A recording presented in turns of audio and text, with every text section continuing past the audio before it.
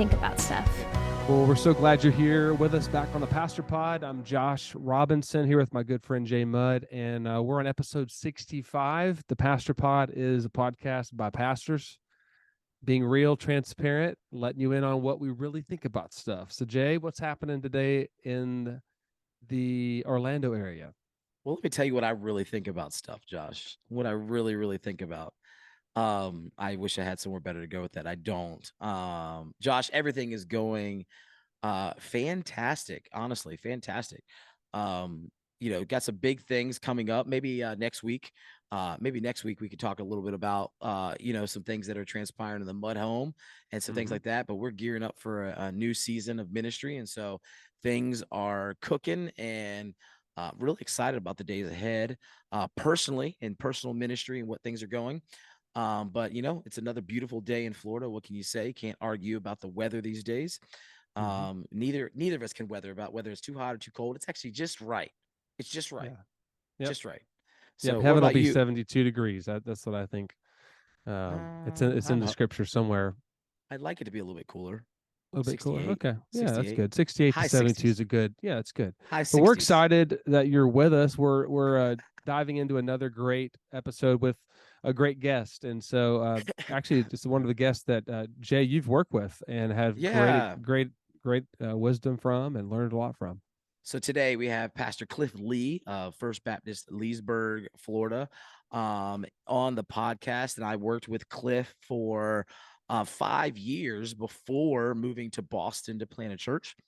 A really, really solid pastor, leader. He's a great guy. Gave me plenty of freedom in ministry.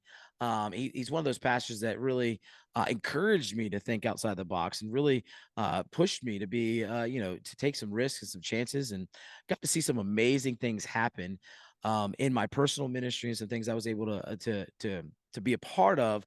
And I credit that to the freedom that he gave me as a leader to say, hey, look, we're all about the kingdom growth. We're all about reaching more people and really helping the staff to be able to do that. And so I credit that to Cliff Lea, and personally, he's really poured into my life and things of that sort. And so I'm excited to have him on the podcast today. And I truly believe you will be encouraged by our time together. So Josh, with that being said, let's jump into our conversation with Cliff Lea. Well, we're back with Pastor Cliff Lea, a dear friend of mine, someone I've served alongside of, a huge supporter of mine. Cliff, thanks so much for being on the podcast. My privilege, Jay. It's wonderful to be with you and Josh today. Yeah. So, Pastor Cliff, start by introducing yourself to the podcast world. I see you're holding a Dallas cup here, a Dallas Cowboys cup. You are a big Dallas fan, but introduce us to your family, yourself. Tell us a little bit about yourself. You bet. It's I have been married in my 31st year of marriage to Miss Susie Lee. We met at Hardin-Simmons University. I grew up in Fort Worth, Texas. She's from Albuquerque, and she only has given me 5 sons through the years. 3 of them are Floridians, and 2 of them live in Dallas, where we're from. The oldest 4 are married, and I love my 4 daughter-in-laws. My youngest, the 2 youngest boys live in West Palm Beach. One of them serves at Family Church. And one of them is in the workforce. And anyway, the best part recently, as a lot of folks that are in their 50s and up can testify to, is that we're grandparents. This last year, the Lord blessed us with little Jack, who lives in Dallas, and little Lacey Kate, who lives in Leesburg. So one of my sons, my second born, serves with us here in the church. He is one of the coaches and teachers at our Christian school at First Academy. So we got a local grandkid, and that's too awesome. So that's a great segue, because I'd love to hear, and I know quite a bit just because of my history with First Leesburg, but tell us a little bit about the church, First Leesburg, where you serve, you've pastored. I can't tell you how many, you can tell us how many years you've been there, and tell us a little bit about, because I could tell you just from my experience, First Leesburg is one of the most unique places that I've ever served, and grateful for my time there. And so tell us a little bit about First Leesburg and how long you've been there. Okay, I'll put it to you explaining First Leesburg this way. I bet I'm the only pastor that on the game day recently got a text from a church member asking me if I wanted to place a bet on the game. So I did tell him no, but I did say we'll do a hat switch. I'll wear a Tampa Bay hat. And anyway, so he was pretty upset about wearing that Dallas Cowboy hat. But no, the Lord. I was serving at a church in Corpus Christi, Texas, for several years, Yorktown Baptist, in the early 2000s, and I moved here in 2007. So this last summer, the Lord blessed us with our 15th anniversary here. So serving our 16th year. 15 years. Yeah. Wow. So I'm 52, and we love it. And Lord willing, we'll if God so wills and pleases Him, we'll get to retire here, Lord willing. And but our church had the uniqueness of we are tri-campus, we're multi-site, and but we have also what most people know us for is the Christian Care Center. So we have ministry centers like on our downtown campus, just right across the street, where we serve those who are homeless, those who are in drug addiction. We have a crisis pregnancy care center, medical facility, benevolence house, things of that nature. And so the Lord has sort of called our church to minister to the most needy in our society, and we absolutely love it. It's a great joy to walk alongside with Susie and I. Mrs. Lee and I don't have a background in recovery and addiction, but we've learned a lot about it and just kind of put our arms around people that have been through the deepest waters. And we and some of our colleagues and staff get to walk along and see God's miracles along the way. So that's been a real fun joy. So you did that really quick, but I want to encourage you, go over to, I think, is it christiancarecenter.com? I think that's it. Okay, christiancarecenter.com. Check that out. Great ministry. As you mentioned earlier, your son's a teacher and a coach at the school that's also associated with First Leesburg. And I want to encourage you, if you're listening and you're in driving distance to Leesburg and you've never taken a tour, I'm sure you can grab a tour and snag a tour by calling. How can they do that if they'd like to just learn about a little bit more about that and see it with their own eyes? How can they do that? Can they contact the church? Can they contact Christian Care Center? You Okay. can do it on email, but if you call the main number of the church, they can connect you to the place and you get a tour. We have them either every week or every other week, or we can also do individual ones as well. There you go. So I just want to encourage you to do that. But again, Cliff, thank you so much for being here. And I've known you for how long have we known each other now? Well, I guess 14, 15 years now. Okay, there you go. So I guess it's been a long time. I've known Cliff, and Cliff, I say this, you're a guy that I look up to, a pastor that I'm very thankful for your influence and in our life. And Josh, we're in a series. Go ahead and tell a little bit about the series we've been in, and we've been working through with just different topics, talking about the heart of a leader. And so here we are with Pastor Cliff, and Cliff is going to share with us today about really the heart, how to be a healthy leader. And Cliff, so let's kick things off with just generally, when it comes to being healthy, both physically, spiritually, emotionally, what are some of the best practices that you have identified when it comes to being a healthy leader? Okay, yeah. I mean, if you want to talk about being all encompassing, I mean, for the leader, it begins with the spiritual life. When we're interviewing folks, I always ask them about their heart, their walk with Christ. One of the things we just got off of, and maybe I'm thinking about it because every year at the end of the year, I ask the staff either in December or in early January to do a half-day of prayer, to get away with the Lord, ask Him to search you, and to take some time and just get God's agenda for the year and ask Him for a greater purity. And so this year, when I was doing my half-day of prayer, one of the things I felt the Lord was leading me to do is don't just do this annually. So I'm going to try quarterly to really get away and do that half-day of prayer. And I feel so revived. I feel like Moses coming off the mountaintop at the end of that time, and it kind of gives us that catapult boost spiritually. But also I feel like, see, about 3 or I guess 4 years ago now, I was listening to one of our Florida Baptist Convention leaders, Jeff Singletary, and he challenged us, some guys in the room, to take a month off in the summer. When our kids were younger, that was hard to do. We always took a couple of weeks off, but I enjoyed the trips and the kids did, but it wasn't real relaxing. But now that we're empty nesters, right. We sort of started that trend. We take most of July off these last 3 summers, and it's been a great deal. Part of that time is with family, but a lot of that time is just my wife and I. And so that's a we also try to do a week or two in around Christmas, just us. We always tried to nurture our relationship, dates, and spending time together, but it just takes it to a whole new level. So you have the spiritual, you have the relational. Also, too, my dad died.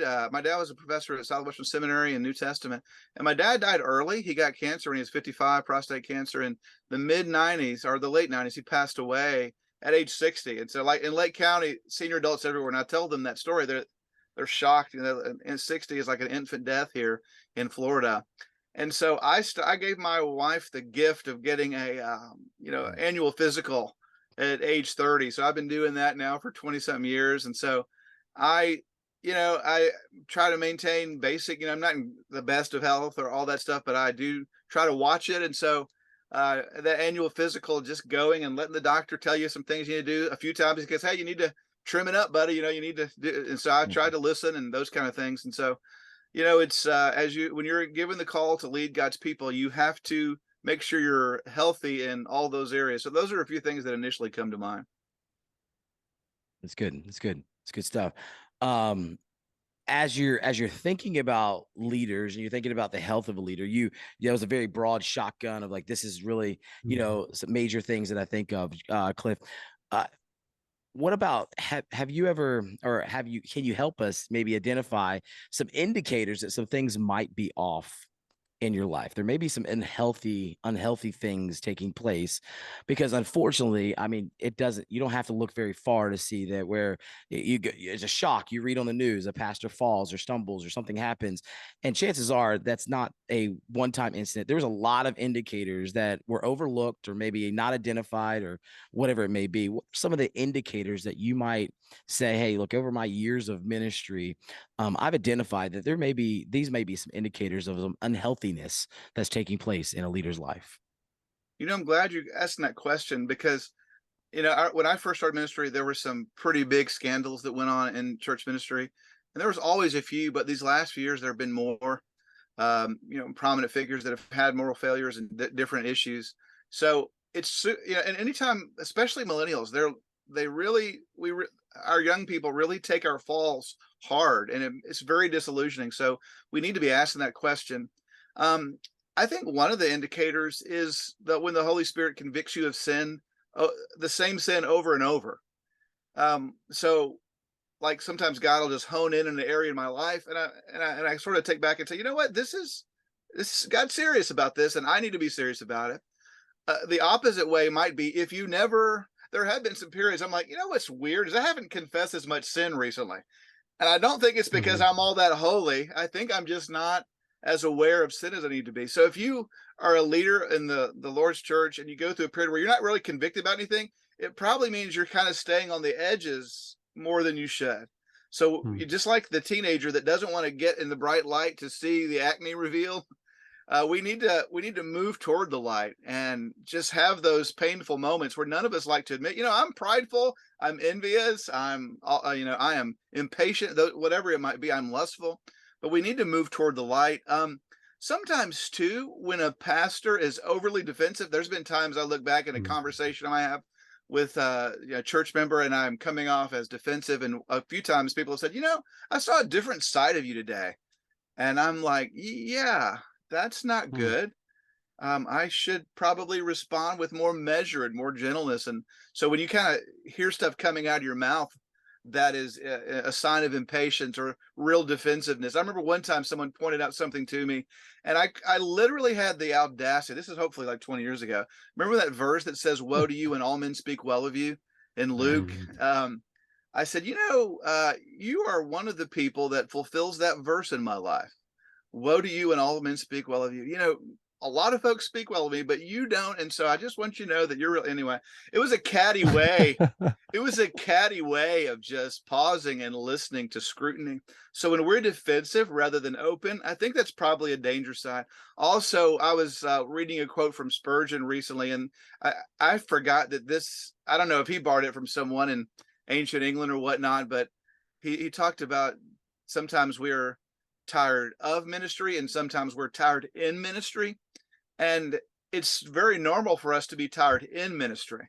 But if we're ever tired of ministry, meaning, I don't like preaching anymore. I don't really hate these kind of continual discussions we have to have about this, that, and the other. That's a danger sign. I mean, sometimes it's not danger, but it's danger if we don't address it or we continue in ministry because this is all we know what to do. And we're just trying to wait till our guide stone's big enough to whatever.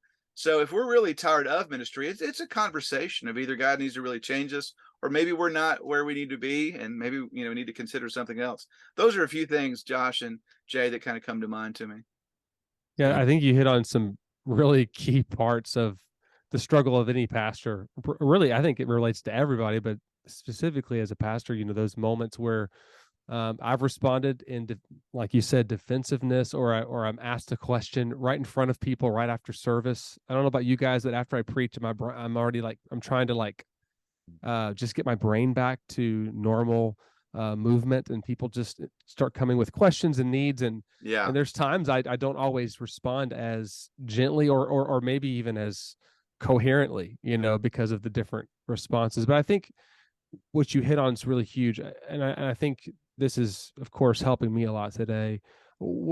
How do you maintain a healthy rhythm or a healthy priority in the midst of the seasons that you've already walked through? Like, you've walked through the seasons of young kids. Mine are 10, 8 and 5. Jay's are a little older, but close. And I got a we're 6-year-old, Josh. yeah, I got a you're 6-year-old, so I got a younger kid than you. Okay, mine range from 6 to 14. Don't paint me out to be a little bit older, like that old guy over there. Yeah, he's an old I got a man. 6-year-old. I got a That's 6-year-old. right.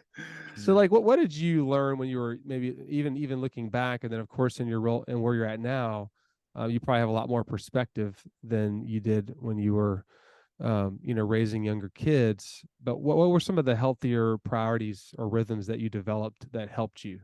Well, that's a good question. So my youngest is 21, my oldest is 28. We had them redneck style all, 5 and 7 years. So Hold on, time out. Redneck stuff. I just gotta take that in. I leaned to let that sit. I love that. Oh, yeah, I'm sorry. You might want to delete that. I don't know. no, But anyway, we're not we gonna had delete them. that. That's great. I love it. It was like Mama was like Patches the cat, popping them out. But so literally, when we think about raising 5 boys like that, the sad thing is we don't remember a lot of it. It was like a whirlwind. But Josh, you ask a great question. So I look back, and Susie and I have asked, because we're not old, we're early 50s, but we feel like, how did we do that? Because our energy is not totally zapping, but we're not as spry as we were and all that. But part of it was this: we really limited our hobbies. We really had this family, the Lord first, family second, church third, and we were upfront about it, but not annoying about it. We're just so both totally committed to those priorities. Like, I remember I was so committed that I was always at my kids' games. There was a really big church meeting one night. I'm not sure if you were serving with us then, Jay, but there was like a big meeting to talk about a new building and all these things, and that we're flying in someone out of town.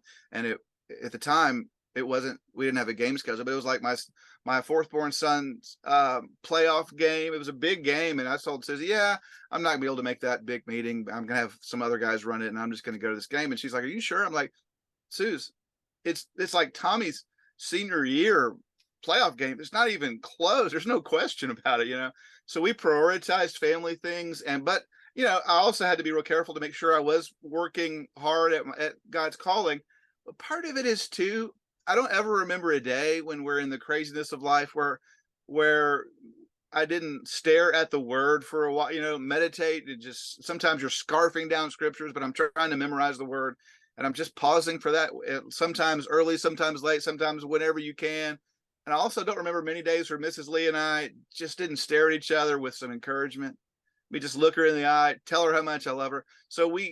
And obviously sometimes you're so busy, it's harder to do those things with as much depth and intimacy as you want. But we really tried to really build each other up. And if I was ever bugging her and she would tell me, I would just quickly try to say, hey, doll, I'm sorry, let's go, So we had to save energy for what was most important.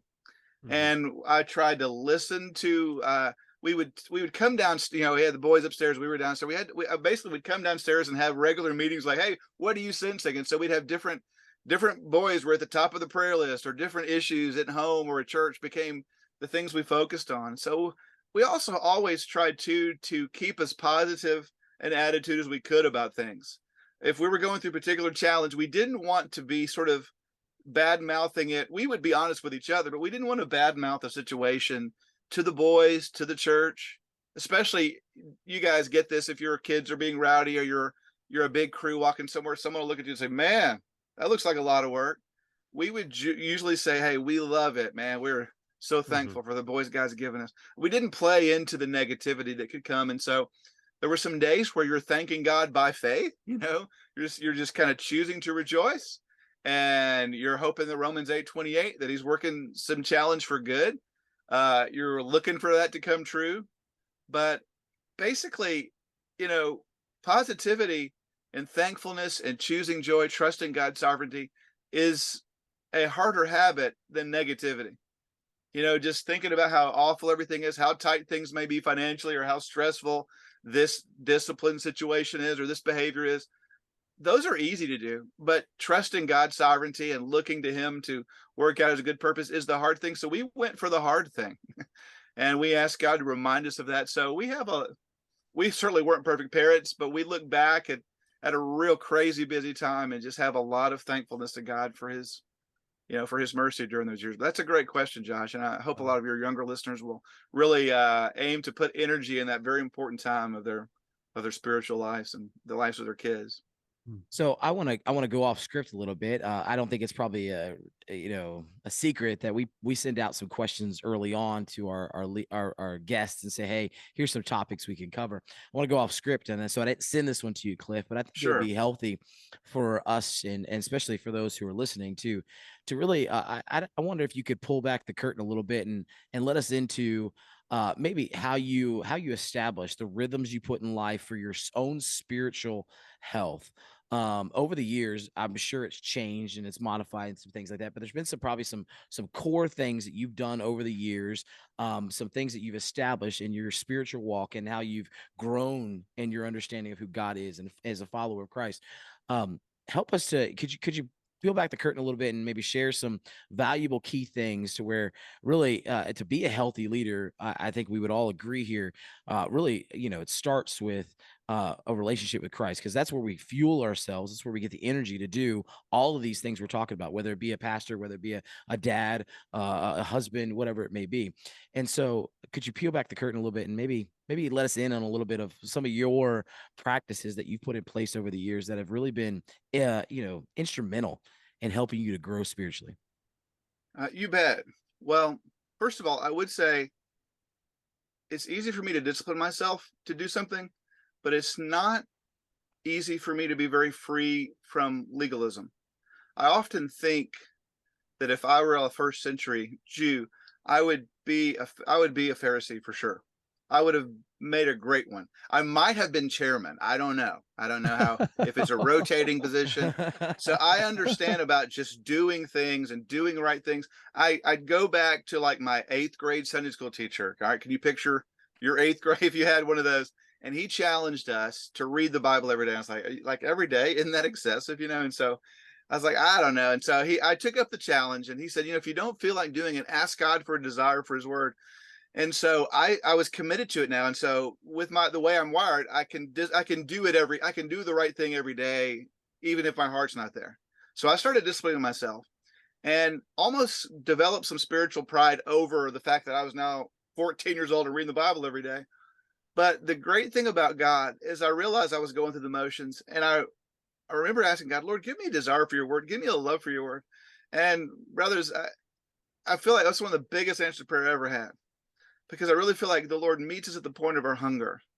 And now I'm 52. That was when I was 14. And I've had many days where I just went through the motions and days where I wasn't desiring the Lord as I could. But I look back and I just see, man, I truly do. I am thankful for the love for his word that the Lord's given me. And so the main thing I try to do is, the George Mueller thing where you pray over the scriptures.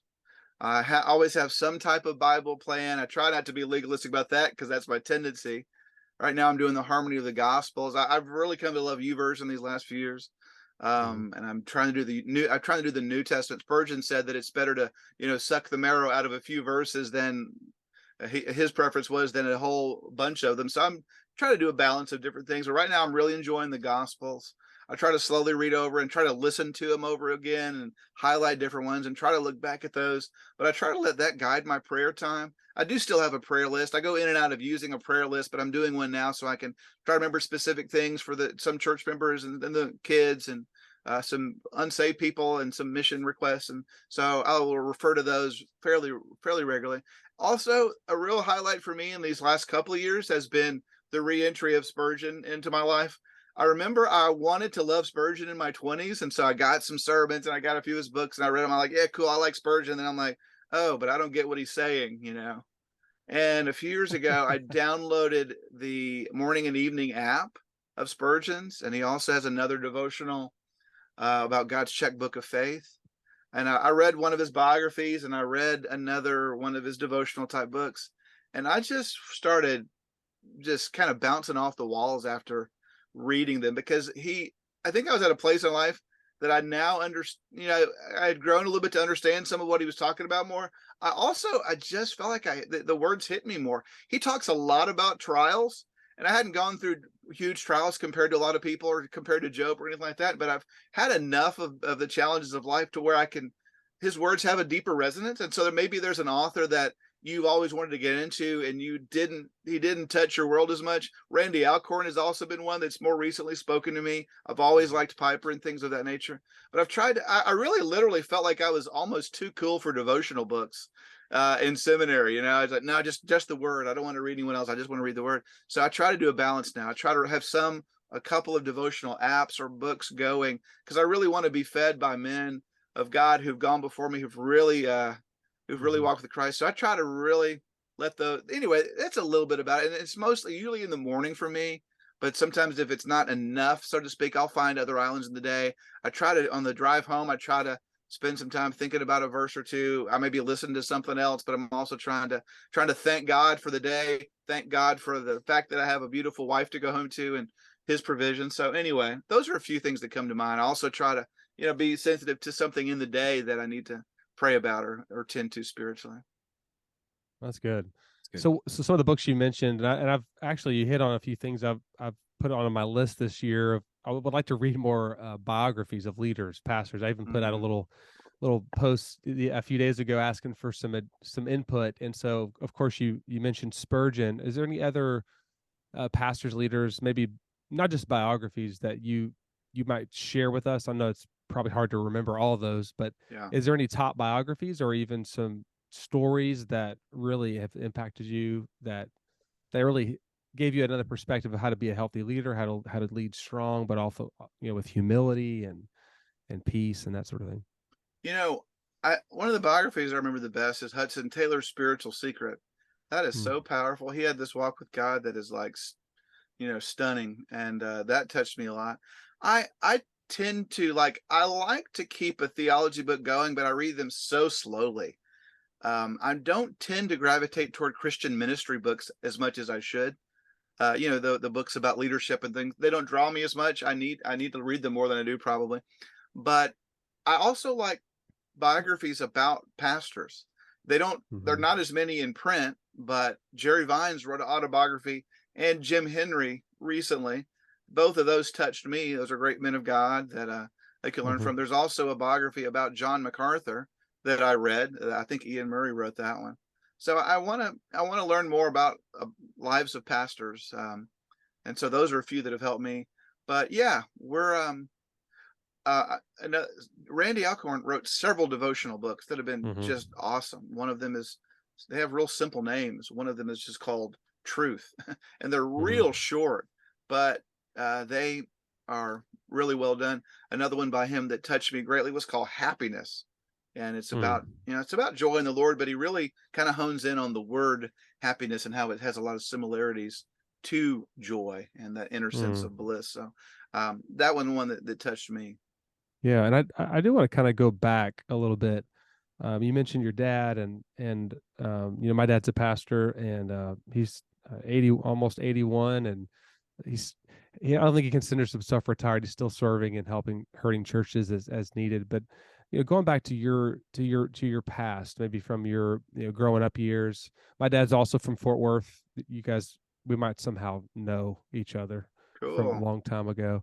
And he's also a very happy Dallas Cowboy fan this week. He's been talking a lot of trash to me over text message. So, but what would be maybe just a couple of things you remember from your dad modeling for you growing up, or even, in your years of biblical training and earlier years of ministry? What are some lessons that just, off the top of your head, that really were ingrained in you, that maybe you didn't realize then, but then as you grew as a pastor, as a husband, as a dad, that you went, I can see that now, and that's the impact that he's left, and through his influence and his investment, that helped you. One of the things about my father that I recall is that he was the most egoless man that I remember. Here's one little thing. I had this. So my home church is University Baptist Church, and when I was in college, I felt called to ministry, and so they had me. I preached one Sunday night, and it was this, it was our homegrown kid, So my dad, of course, was there in the congregation, and one of his fellow professors went up to him and said, his name was Tommy, and said, "Tommy, how's it feel to be the second best preacher in the family now?" And, I preached this floppy, lightweight message that was probably, I don't know, 10, 15 minutes long, and just glad there's no recordings of it. But Dad looked at his colleague and said, "Nothing could give me greater joy than to be the second best preacher in the family." And he wasn't trying to be funny, And so I remember him admonishing me. Mm-hmm. And he said, "Cliff, you're not going to be able to make you and God look good." And so he said, "You're going to have to choose which one you want to promote. Do you want to promote you or the Lord?" And he said it so subtly. Wow. And I was like, yeah, I think I'm going to go with him. Mm-hmm. Also, I got a lot of insight in his passing. He died a fairly slow death, but he was healthy during a lot of the time. But his very first cancer treatment, he was having a surgery for a removal, and he sat down in his big old chair and said, yeah, and I was there with him the night before surgery, and he said, "Cliff, I have a verse that God's given me about my cancer." And he read Philippians 1:20. Most of us know Philippians 1:21, "For me to live as Christ and die as gain." But 1:20 says something on the lines of like, "I hope that I'll have sufficient courage, so that now as always Christ will be exalted in my body, whether in life or in death." And he said, "Cliff, I'm wanting to live, but my biggest prayer is that God would be exalted in my body, whether I live or die. So that's my prayer." I've never heard anyone before claim that verse before that kind of moment. And it just I shared that at his funeral in the late 90s there at Travis Avenue Baptist. And I have this memory of Dad glorified God for 4.5 years with cancer and for 50 something years without it. And now in his death, he's getting glory. Also in the hospital, the week before he died, he's sitting there, he has hardly any strength. And he said, "Cliff, would you pass me my Bible? I'm trying to memorize the book of First Timothy." And I'm like, "Dad, you can take a break if you want to." And he put his Bible down only to witness to the nurse that came in. So anyway, I could go on a little bit, but I don't think I'd be effective talking about it much longer, because even to this day, it's still it hits me pretty hard.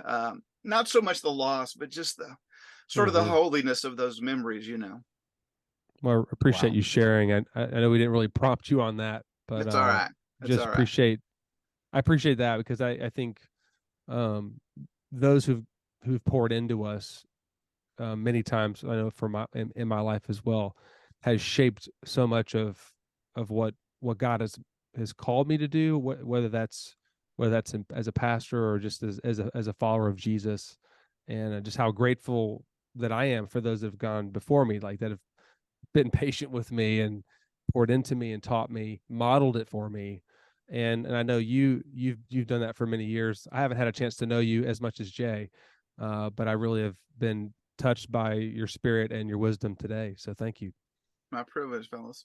Yeah. So my question for you is, as we kind of wrap things up, is there anything that you would, any final words that you would like to share with us, Cliff, that maybe you had notes taken and you're like, I want to make sure I communicate this, that we didn't give you a chance to communicate as we kind of wrap things up here today on the podcast?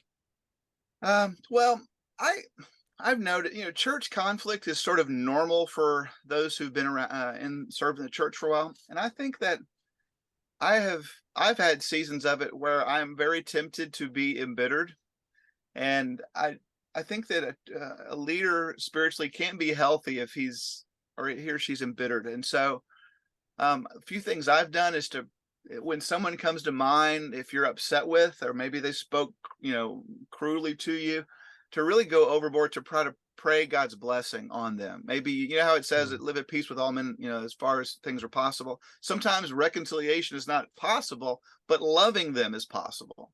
And rather than have that cringy spirit that comes in your soul when you see them or think of them, ask God to give you a love for them. Ask God to give you grace to reconcile. Anytime the sort of the pain of church ministry or conflict comes up, ask God to really grow you in joy.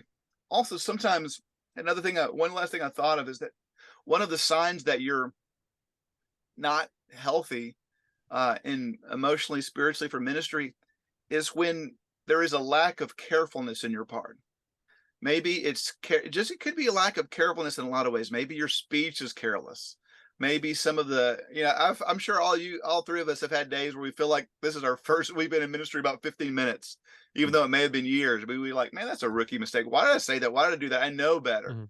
But if there's like a pattern of maybe it's you sort of rush through a hiring of a colleague that you didn't, ask the right questions or and then it comes to bite you, or maybe you sort of quickly, rashly start a new venture at the church without praying it through and thinking it through, or, maybe a really unhealthy moment happens that's a danger to your soul. So when you see a pattern of a lack of carefulness, I would pray that spiritual, light goes off here and say, you know what? Something's not right here. And I want to, and thus you might want to go to someone and say, is it just me? Or have you noticed a couple of bad calls recently? I really need to work on that. So anyway, those are a few things that come to mind. I think y'all are really on some great topics, and I pray that the body of Christ will be really encouraged by the things you're going to be sharing in the days ahead from these different casts. That's good. Well, Cliff, again, we want to thank you so much for taking some time out of your schedule to spend with us, and most importantly, Josh and I are very open and transparent about this. We do this so that we can be around people like you. This gives us an environment where we can put people in the room with us that are smarter, that have been there, done that, got the t-shirt, so that we can learn and grow.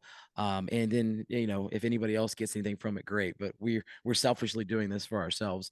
But we want to thank you for being here. And so listen, if you'd like to learn more about First Leesburg, in the notes, we'll do our best to put some links to learn about the church where Cliff's at. You can reach out to Cliff. If you want to contact Cliff, contact us and we'll put you in contact with him.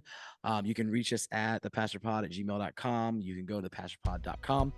But from Cliff, Josh, and myself here at the Pastor Pod, thank you so much for spending some time with us. Have a great weekend. Hope to see you back next week.